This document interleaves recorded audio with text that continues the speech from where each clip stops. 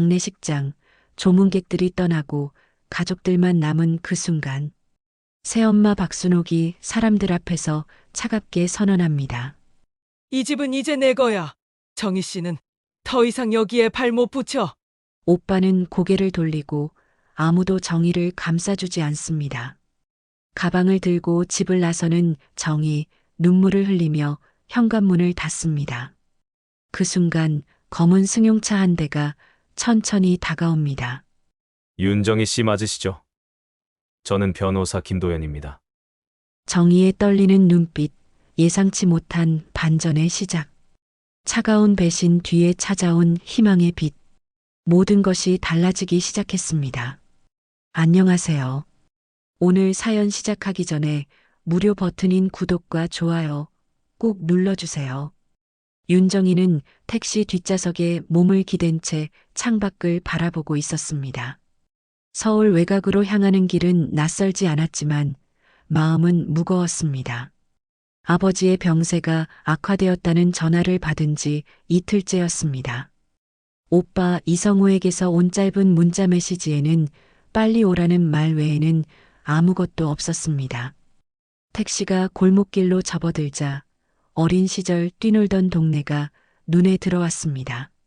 하지만 그때의 따뜻한 기억은 이미 희미해진 지 오래였습니다. 어머니가 세상을 떠난 뒤 아버지는 3년 전 박순옥과 재혼했습니다. 그날 이후로 정희는 집에 발길을 끈다시피 했습니다. 여기서 내려주세요. 정희는 익숙한 대문 앞에 섰습니다. 낡은 단독주택은 예전 그대로였지만 분위기는 달랐습니다. 현관문을 열고 들어서자 거실에서 박순옥이 소파에 앉아 있었습니다. 텔레비전 소리만 낮게 흐를 뿐 집안은 조용했습니다. 왔네요. 순옥의 목소리는 건조했습니다. 반갑다거나 오느라 고생했다는 말은 없었습니다. 정희는 가방을 내려놓으며 작은 목소리로 물었습니다. 아버지는 어떠세요? 안방에 계세요. 들어가 보면 알겠지만 많이 안 좋으세요. 순옥은 눈길 한 번 주지 않은 채 텔레비전만 바라보고 있었습니다. 정희는 신발을 벗고 안방으로 향했습니다. 문을 열자 희미한 소독약 냄새가 코를 찔렀습니다. 침대에 누워 계신 아버지 윤태수는 눈을 감고 있었습니다. 한때 건장했던 몸은 이제 앙상하게 마르고 숨소리조차 가늘게 들렸습니다. 아버지. 정희는 침대 옆에 앉아 아버지의 손을 잡았습니다. 손은 차가웠습니다. 아버지는 천천히 눈을 떴지만 초점이 흐렸습니다. 정희를 알아보는 듯 했지만 말은 나오지 않았습니다. 그저 입술만 가볍게 떨릴 뿐이었습니다. 제가 왔어요, 아버지. 정희는 눈물을 참으며 아버지의 손을 꼭 쥐었습니다. 얼마나 오랜만에 이렇게 마주하는지 알 수 없었습니다. 재혼 이후로 아버지와 마주 앉아 이야기를 나눈 적이 거의 없었습니다. 항상 순옥이 중간에서 막았고 정희도 더 이상 다가가려 하지 않았습니다. 그때 문이 열리며 순옥이 들어왔습니다. 순옥은 침대 반대편에 서서 팔짱을 낀 채 말했습니다. 오랜만에 왔으니 얼굴이나 보고 가세요. 근데 왜 이제 온 거예요? 전화한 게 언젠데. 정희는 고개를 들었지만 대꾸하지 않았습니다. 순옥의 말투에는 가시가 돋쳐 있었습니다. 순옥은 손에 서류 봉투 하나를 들고 있었습니다. 노란색 봉투는 두툼해 보였고 순옥은 그것을 마치 자신의 것인 양 꼭 쥐고 있었습니다. 그 봉투는 뭐예요? 정희가 조심스럽게 물었습니다. 순옥은 빙긋 웃으며 대답했습니다. 병원 서류랑 여러 가지요. 아버지 일은 제가 다 정리하고 있으니까 신경 안 써도 돼요. 그 말이 정희의 가슴을 찔렀습니다. 아버지의 일을 정리한다는 말은 이미 아버지가 떠날 준비를 하고 있다는 뜻으로 들렸습니다. 정희는 다시 아버지를 바라봤습니다. 아버지는 다시 눈을 감았고 숨소리만 간신히 이어지고 있었습니다. 순옥은 방을 나가며 던지듯 말했습니다. 저녁은 알아서 드세요. 저는 오빠랑 얘기할 게 있어서요. 문이 닫히고 정희는 혼자 남았습니다. 거실에서 순옥과 성우가 낮게 무언가 이야기하는 소리가 들렸습니다. 정희는 알 수 없는 불안감을 느꼈습니다. 무언가 잘못되어 가고 있다는 직감이 스쳤지만 정희는 그것이 무엇인지 정확히 알 수 없었습니다. 밤이 깊어갔습니다. 정희는 작은 방 하나를 내어받아 누웠지만 잠은 오지 않았습니다. 아버지의 차가운 손, 순옥의 냉랭한 말투, 그리고 그 노란 봉투, 모든 것이 머릿속을 맴돌았습니다.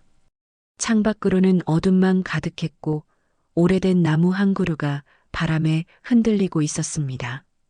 사흘째 되던 날 새벽 정희는 안방에서 나는 소리에 잠에서 깼습니다.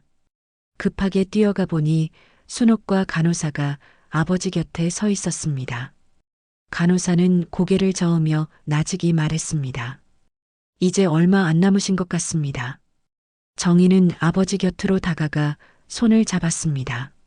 아버지의 숨은 더욱 가늘어졌고 눈은 감긴 채 열리지 않았습니다. 순옥은 침대 반대편에 서서 팔짱을 끼고 있었습니다. 표정은 담담했고 눈물 한 방울 없었습니다. 성우 오빠한테 연락했어요? 정희가 물었습니다. 순옥은 고개만 끄덕였습니다. 1시간쯤 지나자 성우가 헐레벌떡 도착했습니다. 성우는 아버지를 잠깐 내려다보더니 곧바로 순옥과 거실로 나가 무언가 이야기를 나눴습니다. 정희는 그 모습을 보며 가슴이 답답해졌지만 아버지 곁을 떠날 수 없었습니다. 해가 떠오를 무렵 아버지는 조용히 마지막 숨을 거두었습니다. 정희는 아버지의 손을 놓지 못한 채 그저 눈물만 흘렸습니다. 순옥은 곧바로 전화를 걸어 장례 절차를 진행했습니다. 모든 것이 빠르게 진행되었고 정희는 그 속도를 따라갈 수 없었습니다. 이틀 뒤 장례식장에는 사람들이 모여들었습니다. 아버지가 생전에 부동산 사업을 하며 쌓은 인맥 덕분에 조문객이 많았습니다.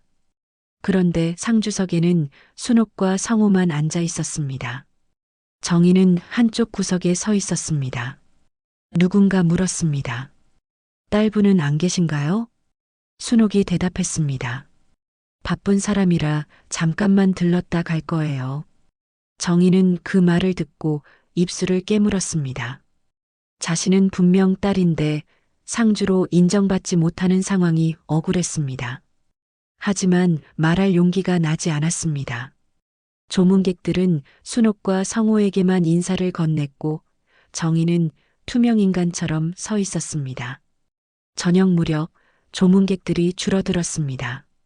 정희는 조용히 영정 앞으로 다가가 절을 올리려 했습니다. 그때 순옥이 다가와 낮은 목소리로 말했습니다. 그냥 형식상 왔으면 됐지. 이 집 일에 더 이상 끼지 마. 정희는 고개를 들어 순옥을 바라봤습니다. 순옥의 눈빛은 차가웠습니다. 마치 정희를 완전히 배제하겠다는 의지가 담겨 있었습니다. 정희는 아무 말도 하지 못하고 고개를 숙였습니다. 가슴이 먹먹했지만 장례식장에서 소란을 피우고 싶지 않았습니다. 장례식 마지막 날 발인을 앞두고 가족들과 가까운 지인들만 남았습니다. 순옥은 사람들 앞에서 당당하게 말했습니다. 이제 집안 정리를 해야 할 때입니다. 고인께서 남기신 것들은 제가 잘 관리하겠습니다. 그리고는 정희를 향해 돌아서며 또렷하게 말했습니다. 이 집은 이제 내 거야. 정희 씨는 더 이상 여기에 발 못 붙여. 그 말에 주변 사람들은 어색한 표정을 지었지만 아무도 반박하지 않았습니다. 정희는 손이 떨렸습니다. 마치 자신이 아버지의 자식이 아닌 것처럼 완전히 배제당하는 기분이었습니다. 입술을 깨물었지만 말 한마디 나오지 않았습니다. 성우는 옆에서 가만히 서 있었습니다. 동생을 감싸거나 순옥의 말을 말리지 않았습니다. 오히려 고개를 돌리며 정희와 눈을 마주치지 않으려 했습니다. 정희는 그 순간 깨달았습니다. 오빠도 순옥 편이라는 것을. 아마도 둘은 이미 무언가를 나눠 가지기로 약속한 것 같았습니다. 발인이 끝나고 집으로 돌아왔을 때 순옥은 정희에게 말했습니다. 내일까지 짐 싸서 나가. 방 하나 비워야 하니까. 정희는 그저 고개만 끄덕였습니다. 더 이상 이 집에 머물 이유도 머물 수 있는 여지도 없었습니다. 밤새 정희는 짐을 쌌습니다. 많지 않았습니다. 옷 몇 벌과 책 몇 권, 그리고 어머니의 사진 한 장이 전부였습니다. 다음 날 아침 정희는 가방을 들고 현관으로 향했습니다. 순옥은 거실에서 커피를 마시며 정희를 지켜봤습니다. 냉소 섞인 미소가 입가에 걸려 있었습니다. 잘 가요. 다시는 돌아오지 마. 정희는 대답하지 않았습니다. 현관문을 열고 밖으로 나섰습니다. 문이 닫히는 소리가 등 뒤에서 무겁게 울렸습니다. 정희는 잠시 그 자리에 멈춰 섰습니다. 눈물이 흘렀지만 닦지 않았습니다. 그저 앞으로 걸어갈 뿐이었습니다. 그때 골목 저 끝에서 검은색 승용차 한 대가 천천히 다가왔습니다. 차는 정희 앞에 멈춰 섰습니다. 운전석 문이 열리고 깔끔한 정장을 입은 남자가 내렸습니다. 남자는 정희를 보며 공손하게 물었습니다. 윤정혜 씨 맞으시죠? 정희는 눈물을 훔치며 고개를 들었습니다. 네, 그런데요. 남자는 명함 한 장을 건넸습니다. 저는 변호사 김도연입니다. 고인이신 윤태수 선생님과 오래 알고 지낸 사이입니다. 잠시만 시간 좀 내주시겠습니까? 정희의 눈가가 흔들렸습니다. 그 순간부터 모든 것이 달라지기 시작했습니다. 정희는 명함을 받아들며 김도연을 올려다봤습니다. 변호사라는 말에 순간 긴장이 됐습니다. 아버지와 오래 알고 지냈다는 말도 믿기지 않았습니다. 생전에 아버지는 주변 사람들 이야기를 거의 하지 않았고 재혼 이후로는 더욱 말이 없었습니다. 무슨 일로 저를 찾으신 건가요? 정희의 목소리는 조심스러웠습니다. 김도연은 잠시 주변을 둘러보더니 낮은 목소리로 말했습니다. 여기서 말씀드리기는 조금 그렇습니다. 근처에 조용한 카페가 있는데 거기서 이야기할까요? 정희는 망설였습니다. 낯선 사람을 따라가는 것이 불안했지만 김도연의 눈빛은 진지했습니다. 게다가 아버지와 관련된 일이라면 들어봐야 할 것 같았습니다. 정희는 천천히 고개를 끄덕였습니다. 알겠습니다. 김도연은 차 뒷문을 열어주었습니다. 정희는 가방을 들고 차에 올랐습니다. 김도연은 운전석에 앉아 시동을 걸었습니다. 차는 조용히 골목을 빠져나갔습니다. 창밖으로 지나가는 풍경을 보며 정희는 생각에 잠겼습니다. 지난 며칠간의 일들이 주마등처럼 스쳐갔습니다. 아버지의 차가운 손, 순옥의 냉소, 성호의 외면, 그리고 장례식장에서의 모욕. 모든 것이 악몽 같았습니다. 10분쯤 달리자 차는 한적한 주택가의 작은 카페 앞에 멈춰 섰습니다. 카페는 아담했고 손님도 거의 없었습니다. 김도연은 창가 자리로 정희를 안내했습니다. 따뜻한 아메리카노 2잔이 나왔고 김도연은 천천히 입을 열었습니다. 장례식 치르느라 힘드셨을 텐데 이렇게 찾아뵙게 되어 죄송합니다. 괜찮습니다. 그런데 대체 무슨 일로 저를 찾으신 건가요? 정희는 커피잔을 두 손으로 감싸며 물었습니다. 김도연은 잠시 침묵하더니 가방에서 서류 하나를 꺼냈습니다. 흰색 봉투였고 봉인이 되어 있었습니다. 이건 고인께서 제게 직접 맡기신 것입니다. 아버지가요? 정희는 눈을 크게 떴습니다. 김도연은 고개를 끄덕였습니다. 네. 정확히는 1년 전쯤입니다. 윤태수 선생님께서 저를 찾아오셔서 이 봉투를 맡기셨습니다. 그리고 말씀하셨죠. 당신께서 돌아가시면 윤정혜 씨에게 꼭 전달해 달라고요. 정희는 숨이 막히는 것 같았습니다. 1년 전이라면 아버지는 이미 자신의 죽음을 예감하고 있었던 걸까요? 그렇다면 왜 자신에게 아무 말도 하지 않았을까요? 그 안에 뭐가 들어 있는데요? 유언장입니다. 김도연의 대답에 정희는 얼어붙었습니다. 유언장이라니. 순옥은 아버지의 재산이 이미 정리되었다고 했습니다. 그렇다면 이 유언장은 무엇일까요? 근데 새엄마가 상속 정리 다 끝냈다고 했는데요. 정희의 목소리는 떨렸습니다. 김도연은 심각한 표정으로 말했습니다. 그건 위조된 서류일 가능성이 큽니다. 제가 맡은 이 유언장이 진짜입니다. 윤태수 선생님께서 직접 작성하시고 제 앞에서 서명하셨습니다. 정희는 머리가 복잡해졌습니다. 위조라니 그럴 리가 없다고 생각했지만 순옥의 차갑던 태도를 떠올리니 불가능한 일도 아니라는 생각이 들었습니다. 김도연은 계속해서 말했습니다. 고인께서는 이 유언장에 대해 명확한 지시를 남기셨습니다. 유언장은 가족들이 모인 자리에서 공개되어야 효력이 발생한다고요. 그럼 새엄마 앞에서 이걸 열어야 한다는 말씀이신가요? 그렇습니다. 법적으로도 그래야 하고 고인의 뜻도 그러셨습니다. 정희는 두려웠습니다. 순옥 앞에서 유언장을 공개한다는 것은 정면으로 맞서야 한다는 뜻이었습니다. 지난 며칠간 순옥에게 당한 모욕과 냉대를 생각하면 가슴이 답답했습니다. 저는 자신이 없어요. 순옥 씨는 무서운 사람이에요. 오빠도 순옥 씨 편이고요. 김도연은 정희의 떨리는 손을 보며 조용히 말했습니다.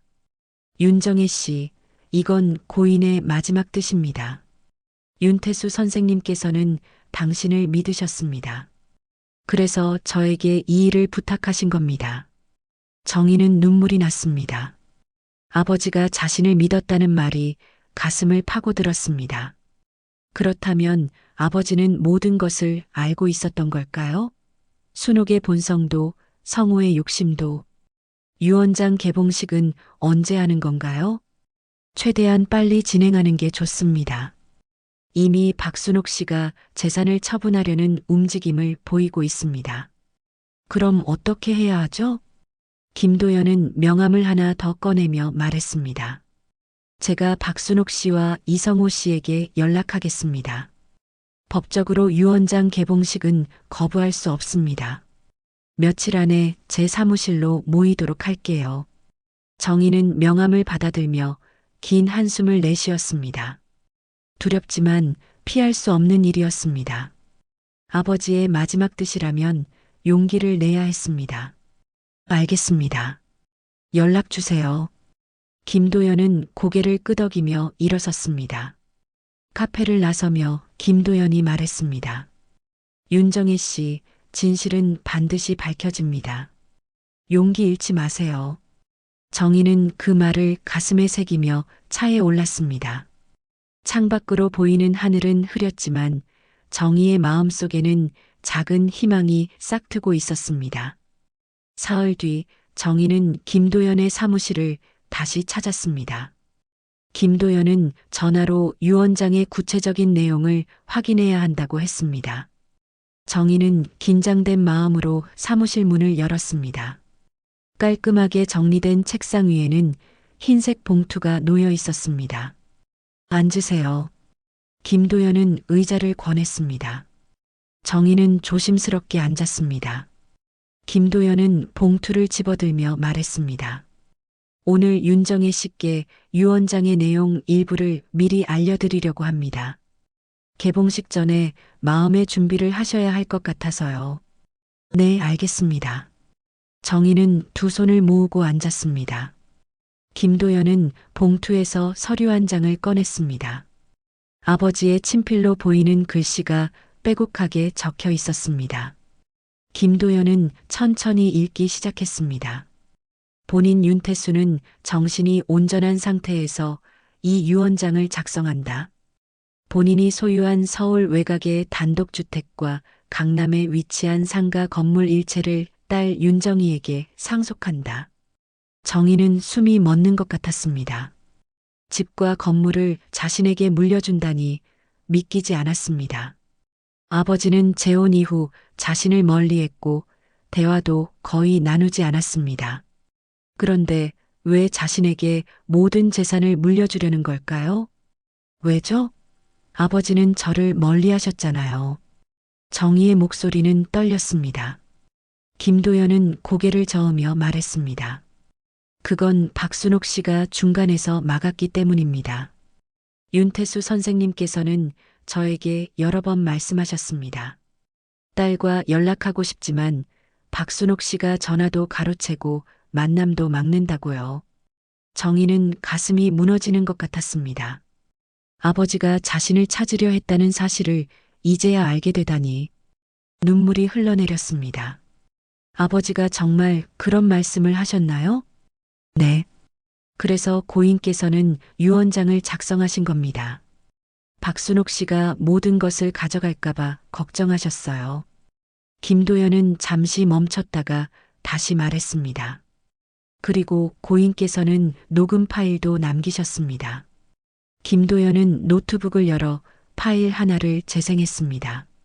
잠시 잡음이 들리더니 아버지의 목소리가 흘러나왔습니다. 쇠약하지만 또렷한 목소리였습니다. 김 변호사, 내 부탁 하나만 들어주게. 정희에게 내 집과 건물을 물려줘라. 그 아이는 평생 정직하게 살았어. 나는 그 아이를 믿네. 정희는 두 손으로 입을 막았습니다. 눈물이 멈추지 않았습니다. 아버지의 목소리를 듣는 것만으로도 가슴이 찢어지는 것 같았습니다. 아버지는 자신을 믿어주고 있었습니다. 순옥과 성우가 아닌 자신을. 아버지. 정희는 울음을 참지 못했습니다. 김도연은 티슈를 건네며 기다려 주었습니다. 한참 뒤 정희는 눈물을 닦으며 물었습니다. 그럼 순옥 씨가 말한 상속 정리는 거짓이었나요? 그렇습니다. 박순옥 씨는 임의로 서류를 작성해서 재산을 빼돌리려 했던 것 같습니다. 하지만 진짜 유언장이 있으니 법적으로는 소용없습니다. 정희는 안도의 한숨을 내쉬었습니다. 하지만 곧 불안감이 밀려왔습니다. 순옥이 가만히 있을 리 없었습니다. 순옥은 교활하고 집요한 사람이었습니다. 순옥 씨가 순순히 받아들일까요? 김도연은 심각한 표정으로 대답했습니다. 아마 아닐 겁니다. 그래서 개봉식이 중요합니다. 유언장은 법적으로 공개된 자리에서 효력이 발생합니다. 모든 가족이 모인 자리에서 내용을 확인해야 합니다. 그럼 언제 개봉식을 하나요? 이번 주 금요일입니다. 박순옥 씨와 이성호 씨에게 이미 통보했습니다. 정희는 긴장했습니다. 금요일이라면 이틀 뒤였습니다. 순옥과 성호를 다시 만나야 한다는 생각에 두려웠습니다. 하지만 피할 수 없었습니다. 박순옥 씨는 뭐라고 하던가요? 처음엔 황당하다는 반응이었습니다. 하지만 법적으로 거부할 수 없다는 걸 알고는 마지못해 응했습니다. 김도연은 정희를 바라보며 말했습니다. 윤정혜 씨, 금요일 개봉식에서는 어떤 일이 벌어질지 모릅니다. 박순옥 씨가 유언장의 효력을 막으려고 할 수도 있습니다. 하지만 저는 고인의 뜻을 지킬 겁니다. 제가 할 수 있는 게 있을까요? 그저 진실을 믿으시면 됩니다. 그리고 고인께서 윤정혜 씨를 믿었던 것처럼 스스로를 믿으세요. 정희는 고개를 끄덕였습니다. 마음이 복잡했지만 아버지의 목소리가 계속 귓가에 맴돌았습니다. 정희에게 물려준다는 그 말, 평생 정직하게 살았다는 그 말이 힘이 되었습니다. 사무실을 나서며 정희는 하늘을 올려다봤습니다. 구름 사이로 햇살이 비쳤습니다. 두렵지만 이제는 피하지 않을 것입니다. 아버지의 마지막 뜻을 지키기 위해서라도 정희는 끝까지 맞서기로 다짐했습니다. 금요일 진실이 밝혀지는 그날이 다가오고 있었습니다. 금요일 오후 2시 정희는 김도연의 사무실 앞에 섰습니다. 손이 떨렸습니다. 심호흡을 몇 번 하고 나서야 문을 열 수 있었습니다. 사무실 안에는 이미 순옥과 성우가 와 있었습니다. 순옥은 소파에 편하게 앉아 다리를 꼬고 있었습니다. 여유로운 표정이었습니다. 성우는 옆에 앉아 팔짱을 끼고 있었습니다. 두 사람 모두 정희를 보더니 비웃는 듯한 시선을 보냈습니다. 왔네요. 순옥의 목소리는 차갑게 가라앉아 있었습니다. 정희는 대답하지 않고 반대편 의자에 앉았습니다. 김도연은 책상 앞에 앉아 서류를 정리하고 있었습니다. 다들 오셨으니 시작하겠습니다. 김도연이 말했습니다. 순옥은 한숨을 내쉬며 말했습니다. 그깟 봉투 하나 있다고 달라질 게 있을까요?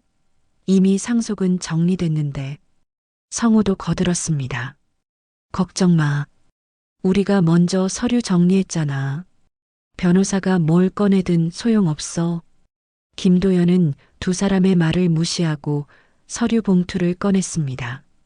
흰색 봉투에는 아버지의 이름이 적혀 있었습니다. 김도연은 천천히 봉인을 뜯었습니다. 그 순간 순옥의 표정이 미세하게 굳어졌습니다. 윤태수 씨의 마지막 유언을 공개하겠습니다. 김도연이 서류를 펼쳤습니다. 정희는 숨을 참았습니다. 순옥은 소파에서 몸을 앞으로 기울였습니다. 긴장한 기색이 역력했습니다. 김도연은 또렷한 목소리로 읽기 시작했습니다. 본인 윤태수는 정신이 온전한 상태에서 본 유언장을 작성한다. 본인의 모든 재산, 서울 외곽 단독주택과 강남 상가 건물을 딸 윤정희에게 상속한다. 순간 정적이 흘렀습니다. 순옥의 얼굴이 하얗게 질렸습니다. 성우는 눈을 크게 뜨고 김도연을 바라봤습니다. 정희는 가슴이 두근거렸습니다. 잠깐만요. 순옥이 벌떡 일어서며 소리쳤습니다. 이건 조작이야. 저 변호사 정희랑 한 통이야. 김도연은 침착하게 대답했습니다. 조작이 아닙니다. 이 유언장은 윤태수 씨께서 직접 작성하시고 제 앞에서 서명하신 겁니다. 말도 안 돼. 우리 남편이 그럴 리 없어. 순옥은 흥분해서 책상으로 다가갔습니다. 눈빛이 날카로워졌습니다. 성호도 일어서며 말했습니다. 아버지가 정희한테만 줄 리 없잖아. 나는 아들인데. 김도연은 서류를 손에 쥔 채 말했습니다. 유언장은 법적으로 효력이 있습니다. 고인의 서명과 날인이 명확합니다. 보여줘. 순옥이 손을 뻗었습니다. 김도연은 서류를 뒤로 빼며 말했습니다. 지금 확인하실 수 있습니다. 하지만 서류를 손상시키면 안 됩니다. 손상? 내가 왜? 순옥은 갑자기 책상을 돌아 김도연의 손에서 서류를 빼앗으려 했습니다. 순간 정희가 벌떡 일어나 순옥의 팔을 잡았습니다. 하지 마세요. 손 놔. 순옥은 정희의 손을 뿌리치려 했습니다. 두 사람은 서류를 사이에 두고 실랑이를 벌였습니다. 성우가 다가와 정희를 밀쳤습니다. 넌 비켜. 오빠. 정희는 비틀거렸지만 서류를 놓지 않았습니다. 순옥이 서류를 잡아당기는 순간 찢어지는 소리가 났습니다. 서류의 한쪽 모서리가 찢어져 나갔습니다. 종이 조각이 바닥에 떨어졌습니다. 이것 봐.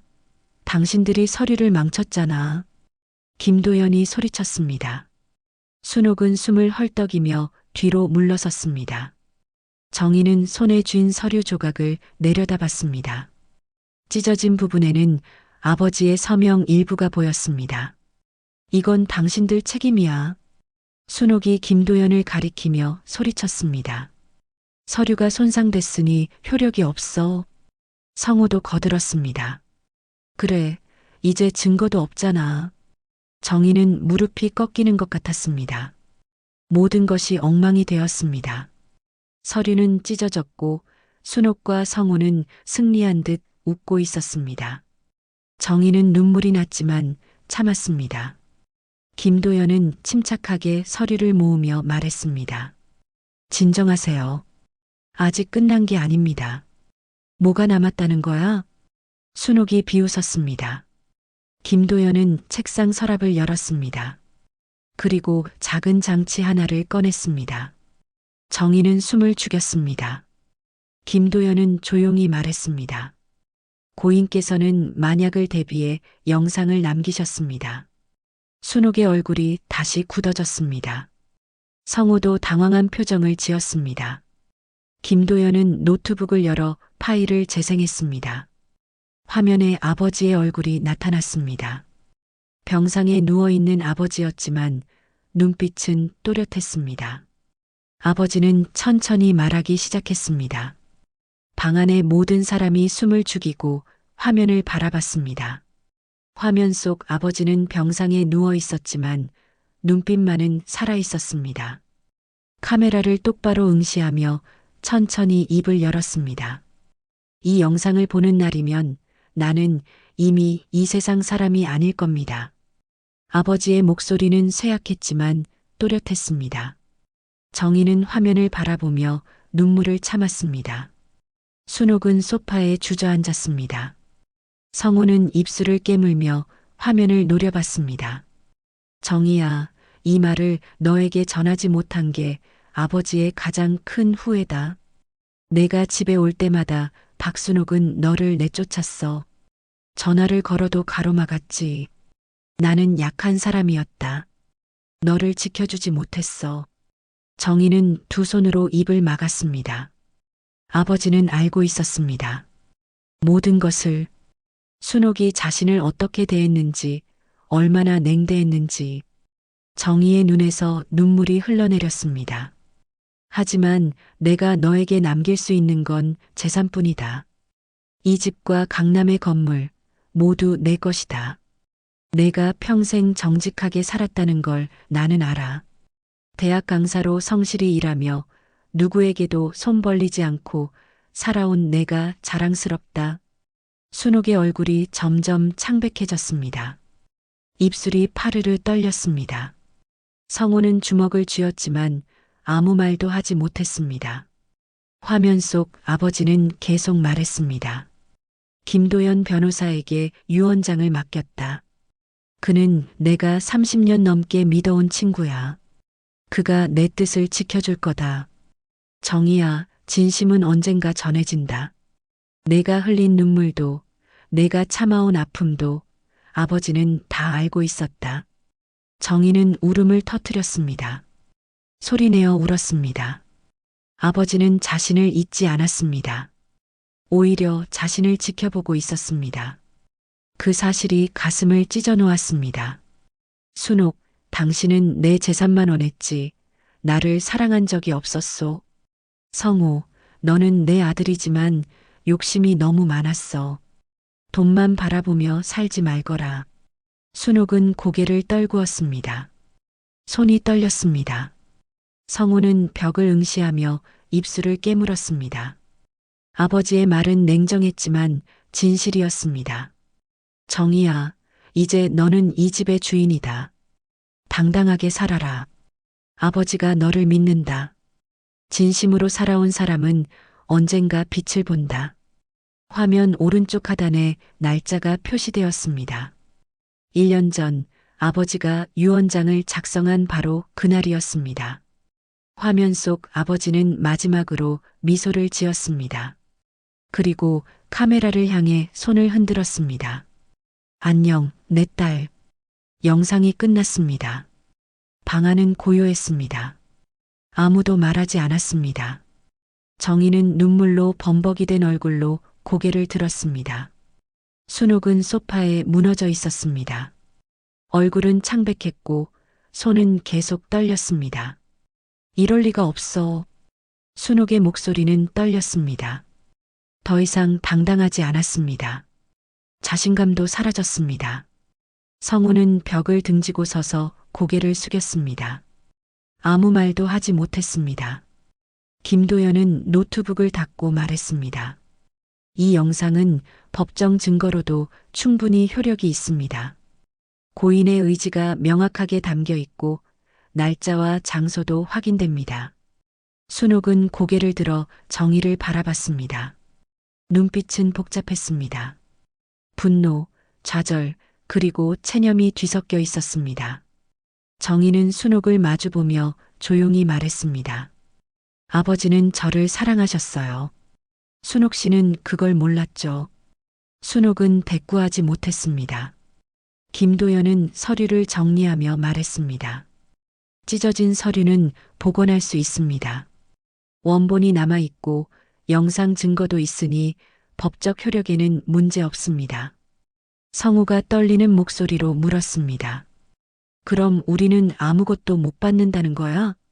김도연은 냉정하게 대답했습니다. 유언장에 명시된 대로입니다. 모든 재산은 윤정희 씨에게 상속됩니다. 순옥은 소파에서 일어났습니다. 비틀거리는 걸음으로 문 쪽으로 향했습니다. 돌아보며 정희에게 말했습니다. 이긴 거야, 정희 씨. 축하해요. 목소리에는 도끼가 빠져 있었습니다. 그저 허무함만 남아 있었습니다. 순옥은 문을 열고 나갔습니다. 성우도 아무 말 없이 뒤따라 나갔습니다. 방 안에는 정희와 김도연만 남았습니다. 정희는 의자에 주저앉았습니다. 긴장이 풀리면서 온몸에 힘이 빠졌습니다. 김도연은 물 한 잔을 건넸습니다. 고생하셨습니다. 정희는 물을 마시며 눈물을 닦았습니다. 아버지의 마지막 목소리가 아직도 귓가에 맴돌았습니다. 진심은 언젠가 전해진다는 그 말이 가슴에 와닿았습니다. 변호사님, 감사합니다. 고인의 뜻을 지킨 것뿐입니다. 김도연은 서류를 봉투에 넣으며 말했습니다. 앞으로 등기 이전 절차를 진행하겠습니다. 한 달 안에 모든 재산이 윤정혜 씨 명의로 바뀔 겁니다. 정희는 고개를 끄덕였습니다. 마음은 복잡했지만 이제는 담담했습니다. 아버지의 사랑을 확인한 순간 모든 것이 치유되는 느낌이었습니다. 창밖으로 석양이 지고 있었습니다. 붉은 노을이 하늘을 물들이고 있었습니다. 정희는 그 풍경을 바라보며 작게 미소 지었습니다. 일주일 뒤 정희는 다시 김도연의 사무실을 찾았습니다. 등기 이전 서류에 최종 서명을 하기 위해서였습니다. 하지만 사무실 앞에 도착했을 때 예상치 못한 사람들이 기다리고 있었습니다. 순옥과 성우, 그리고 낯선 남자 한 명이었습니다. 무슨 일이세요? 정희가 물었습니다. 순옥은 팔짱을 끼고 서 있었습니다. 표정은 단단했고 눈빛에는 다시 도끼가 돌았습니다. 낯선 남자가 명함을 건넸습니다. 저는 변호사 한경수입니다. 박순옥 씨의 법률 대리인입니다. 정희는 가슴이 철렁했습니다. 순옥이 변호사를 데려온 것입니다. 김도연이 문을 열고 나왔습니다. 무슨 일입니까? 김도연의 목소리는 차분했지만 경계하는 기색이 역력했습니다. 한경수 변호사가 말했습니다. 윤태수 씨의 유언장에 이의를 제기하러 왔습니다. 의뢰인께서는 유언장의 진위에 의문을 제기하고 계십니다. 진위라니요? 김도연이 되물었습니다. 순옥이 앞으로 나서며 말했습니다. 영상은 조작할 수 있어요. 서류도 찢어졌잖아요. 진짜인지 어떻게 알아요? 성우도 거들었습니다. 맞아요. 우리는 법원 감정을 요청할 겁니다. 그 서류가 정말 아버지가 쓴 건지 확인해야죠. 정희는 가슴이 답답해졌습니다. 결국 순옥은 끝까지 저항하려는 것입니다. 김도연은 침착하게 말했습니다. 좋습니다. 그렇다면 안으로 들어오시죠. 확실하게 증명해 드리겠습니다. 모두 사무실 안으로 들어갔습니다. 김도연은 책상 위에 서류들을 펼쳤습니다. 찢어진 유언장 조각들이 투명 파일 안에 보관되어 있었습니다. 김도연은 조각들을 하나씩 꺼냈습니다. 찢어진 서류라 하더라도 조각들을 맞추면 원형이 복원됩니다. 김도연은 천천히 조각들을 맞추기 시작했습니다. 퍼즐처럼 하나씩 이어붙이자 유언장의 전체 모습이 드러났습니다. 아버지의 필체가 또렷하게 보였습니다. 그리고 서류 맨 아래 붉은 도장이 찍혀 있었습니다. 이 붉은 도장은 윤태수 씨의 친필 날인입니다. 법적으로 효력이 완벽히 인정됩니다. 김도연이 도장 부분을 확대해서 보여주었습니다. 도장에는 윤태수라는 이름이 정확히 새겨져 있었고 날짜도 함께 찍혀 있었습니다. 한경수 변호사가 가까이 다가가 살펴봤습니다. 이 도장이 진짜라는 증거가 있습니까? 물론입니다.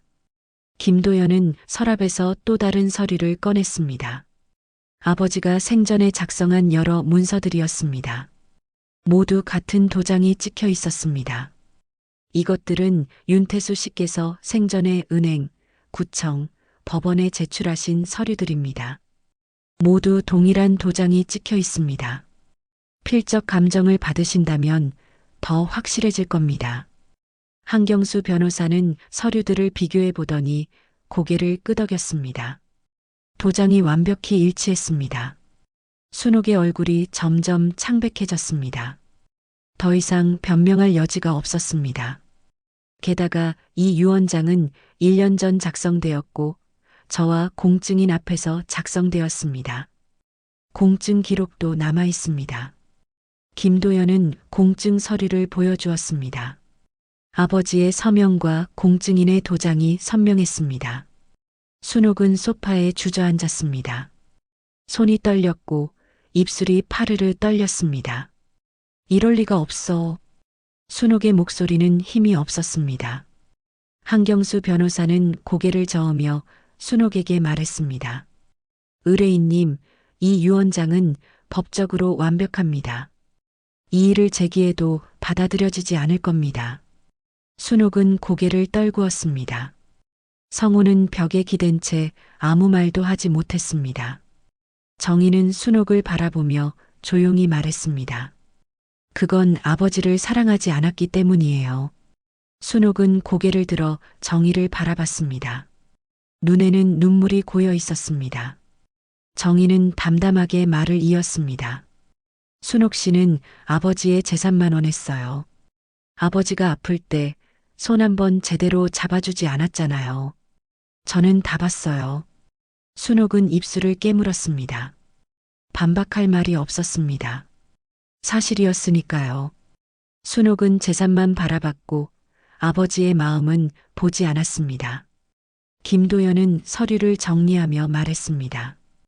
이제 등기 이전 절차를 진행하겠습니다. 이 집과 빌딩의 명의는 윤정혜 씨 앞으로 이전됩니다. 정희에게 서류를 건넸습니다. 정희는 떨리는 손으로 서류를 받았습니다. 아버지가 남긴 마지막 선물이었습니다. 순옥은 더 이상 아무 말도 하지 않았습니다. 한경수 변호사와 함께 사무실을 나갔습니다. 성우도 고개를 숙인 채 뒤따라 나갔습니다. 정희는 서류를 가슴에 꼭 안았습니다. 눈물이 났지만 이번에는 슬픔이 아니었습니다. 아버지의 사랑이 느껴졌습니다. 김도연은 조용히 말했습니다. 축하드립니다. 윤정혜 씨. 이제 모든 게 끝났습니다. 정희는 고개를 끄덕이며 창밖을 바라봤습니다. 하늘은 맑았고 햇살은 따뜻했습니다. 오랜 싸움이 끝났습니다. 이제 새로운 시작이었습니다. 석 달이 흘렀습니다. 가을이 깊어지고 단풍이 물들기 시작했습니다. 정희는 아버지의 집으로 돌아왔습니다. 이제는 자신의 집이었습니다. 등기도 완료되었고 모든 법적 절차가 끝났습니다. 집은 많이 달라져 있었습니다. 정희는 낡은 벽지를 새로 바르고 오래된 가구들을 정리했습니다. 하지만 아버지의 흔적은 모두 남겨두었습니다. 아버지가 아끼던 서재, 어머니와 함께 심었던 느티나무, 거실의 오래된 시계, 모두 그대로였습니다. 마당에는 낡은 나무 의자가 놓여 있었습니다. 정희는 그 의자에 앉아 하늘을 바라봤습니다. 바람이 불어왔습니다. 느티나무 잎들이 바람에 흔들렸습니다. 햇살이 나뭇잎 사이로 스며들어 반짝였습니다. 정희 씨, 뒤에서 목소리가 들렸습니다. 돌아보니 김도연이 서 있었습니다. 손에는 작은 화분을 들고 있었습니다. 정희는 미소 지으며 일어났습니다. 변호사님, 어쩐 일이세요? 새 출발 축하드립니다. 작은 선물입니다. 김도연이 화분을 건넸습니다. 작은 꽃이 피어 있었습니다. 정희는 화분을 받으며 고마워했습니다. 감사합니다. 앉으세요. 두 사람은 마당 의자에 나란히 앉았습니다. 바람이 다시 불어왔습니다. 나뭇잎이 흔들리는 소리가 평화로웠습니다. 김도연이 물었습니다. 어떠세요? 집에 적응하셨나요? 네. 처음엔 낯설었는데 이제는 익숙해졌어요. 아버지의 온기가 여기저기 남아있는 것 같아요. 정희는 집을 둘러보며 말했습니다. 김도연은 고개를 끄덕였습니다. 고인께서 기뻐하실 겁니다. 이제야 아버지가 남긴 뜻을 이해할 것 같아요. 정희가 조용히 말했습니다. 김도연은 정희를 바라봤습니다. 정희는 계속해서 말했습니다. 아버지는 재산을 물려주신 게 아니라 용기를 물려주신 거예요. 스스로를 믿고 당당하게 살라는 메시지였죠. 김도연은 미소를 지었습니다. 정확히 그렇습니다. 윤태수 선생님께서는 돈보다 당신의 마음을 전하고 싶으셨던 거예요. 정희는 하늘을 올려다봤습니다. 구름 한 점 없이 맑았습니다. 파란 하늘이 눈부셨습니다. 정희는 작게 중얼거렸습니다. 아버지, 이제 괜찮아요. 그 순간 바람이 세게 불었습니다. 느티나무 잎들이 우수수 떨어졌습니다. 마치 아버지가 대답하는 것 같았습니다. 정희는 눈을 감고 바람을 느꼈습니다. 가슴이 따뜻해졌습니다. 김도연이 물었습니다. 앞으로 계획은 어떻게 되세요? 대학 강의를 다시 시작하려고 해요. 그리고 이 집에서 작은 도서 모임도 열고 싶어요. 아버지가 좋아하셨던 책들이 서재에 가득하거든요. 좋은 계획이네요. 강남 건물 임대료로 생활은 충분히 할 수 있어요. 그래서 욕심내지 않고 천천히 살려고요. 정희의 목소리는 담담했습니다. 더 이상 불안하지 않았습니다. 김도연은 정희를 보며 말했습니다. 윤정혜 씨는 강한 분입니다. 고인께서 당신을 믿으신 이유를 이제 알 것 같습니다. 저는 약했어요. 하지만 아버지가 저를 강하게 만들어 주셨죠. 정희는 미소를 지었습니다. 그 미소에는 슬픔도 있었지만 희망도 함께 있었습니다. 오래 묵은 상처가 천천히 치유되고 있었습니다. 순옥 씨는 어떻게 되셨나요? 정희가 물었습니다. 김도연은 잠시 생각하다 대답했습니다. 집을 나가셨다고 들었습니다. 친척 집에 얹혀 산다더군요. 이성호 씨도 연락이 끊겼다고 합니다. 정희는 고개를 끄덕였습니다. 미움은 없었습니다. 오히려 안타까웠습니다. 욕심이 사람을 어떻게 망가뜨리는지 두 사람이 보여주었습니다. 용서하셨나요? 김도연이 조심스럽게 물었습니다. 정희는 잠시 침묵했습니다. 그리고 천천히 말했습니다. 용서라기보다는 내려놓았어요. 미워하면 제가 더 힘들잖아요. 아버지도 원하지 않으실 거예요. 김도연은 감탄하며 말했습니다. 정말 대단하십니다. 아버지가 그렇게 사셨으니까요. 평생 정직하게 사셨죠. 저도 그렇게 살고 싶어요. 바람이 다시 불었습니다. 이번에는 부드러웠습니다. 정희의 머리카락이 바람에 날렸습니다. 정희는 눈을 감고 깊게 숨을 들이마셨습니다. 공기가 상쾌했습니다. 김도연이 일어서며 말했습니다. 이제 저는 가봐야겠습니다. 필요한 게 있으면 언제든 연락하세요. 정말 감사합니다, 변호사님. 변호사님이 아니었으면 아버지의 뜻을 지킬 수 없었을 거예요. 고인의 뜻을 지킨 건 윤정혜 씨의 용기입니다. 김도연은 악수를 청했습니다. 정희는 두 손으로 김도연의 손을 꼭 잡았습니다. 따뜻한 온기가 전해졌습니다. 김도연이 떠나고 정희는 다시 의자에 앉았습니다. 해가 기울기 시작했습니다. 노을이 하늘을 붉게 물들였습니다. 정희는 하늘을 바라보며 작게 속삭였습니다. 아버지, 저 잘 살고 있어요. 아버지가 남겨주신 사랑으로 살고 있어요. 감사합니다. 바람이 대답하듯 나뭇잎을 흔들었습니다. 정희의 얼굴에 미소가 번졌습니다. 슬픔도 있었지만 평화도 함께 있었습니다. 상처는 아물고 있었습니다. 정희는 천천히 일어나 집 안으로 들어갔습니다. 새로운 하루가 시작되었습니다. 아버지의 사랑이 함께하는 하루였습니다. 오늘 사연 재미있으셨나요? 당신의 마음에 남는 이야기. 내일 아침에도 다시 찾아옵니다. 아침극장. 구독과 좋아요로 함께해 주세요.